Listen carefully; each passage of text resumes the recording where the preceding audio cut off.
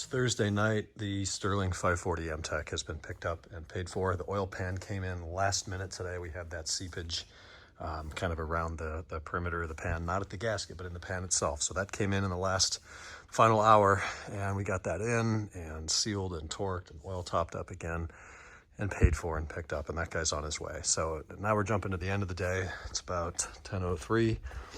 And I've just gotten the new radiator and hose clamps and associated hardware in Steve's 03 M5 here.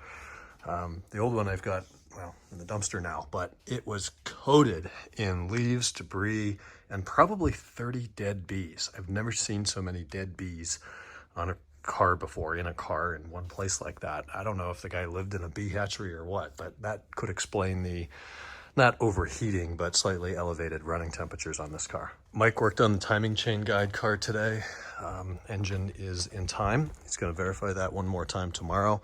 But assuming that is the case, then tomorrow's going to be resealing day. Lower timing cover, upper timing cover, valve covers, belts, pulleys, accessories, all of that stuff.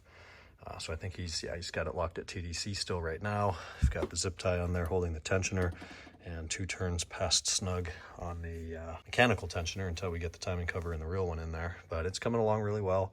Had a long cleanup day the other day, getting everything prepared, but we're about ready to put her together. I worked on the Z8 today. They sent me another tune, this time a full read. So I uploaded that to the DME. That probably took about 25 minutes and reset adaptations and codes. And this thing seems to be running really well. We'll have to get it out on the road and do some testing.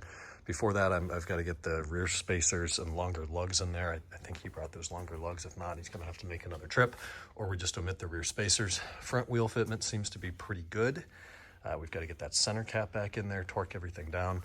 And then these neon, not xenon, actually neon on the Z8 side marker lights. This one was intermittent. It's got this weird connector here, and it was all chewed up. There was some sort of damage to the housing. So you cannot buy the connector. You have to buy the entire control module / ballast for that neon light, and it's like 4 figures.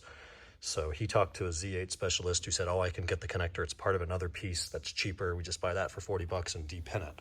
Okay, he sends the connector. It's the same little adapter that you use for E39 headlight retrofits. So 2000 model years and earlier, you can buy an adapter. They're not plug and play. You still have to do some splicing, but you can get the actual connectors.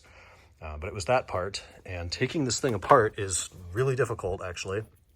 You disconnect it here, look inside, there's a pink thing, you slide that, then you've got to have those pin or terminal removal tools that are kind of like a metal shiv screwdriver thing. It's the end of the day, I'm losing all my vocabulary.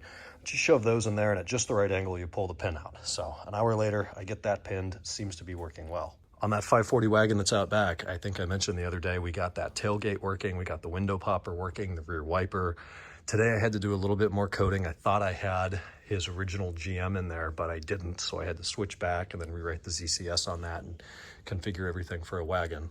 And that is now working and seemingly done, though we had that DMTL error because I sublet the DME for reflashing. I gave them the VIN and the production month of the car, and he installs the 2001 firmware on it. It's a 99-2000 car, which uses a different emission system.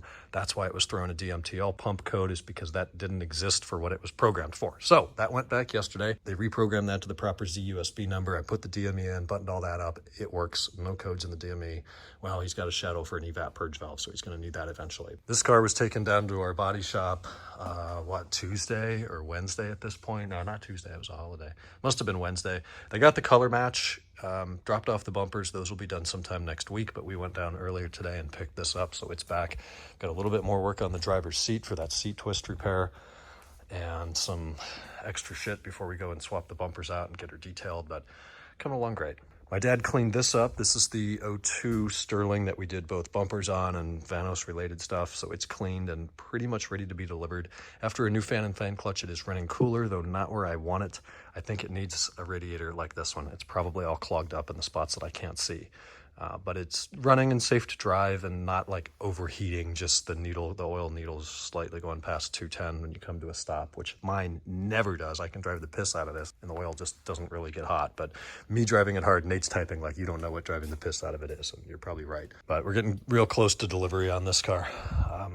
In fact, if he doesn't want to do the radiator, it is ready. We'll put it through the PDI and he can pick it up as soon as tomorrow. Anyway, that's it for me. Thursday, I'm going home, in and out, and bed. Talk tomorrow on Friday already.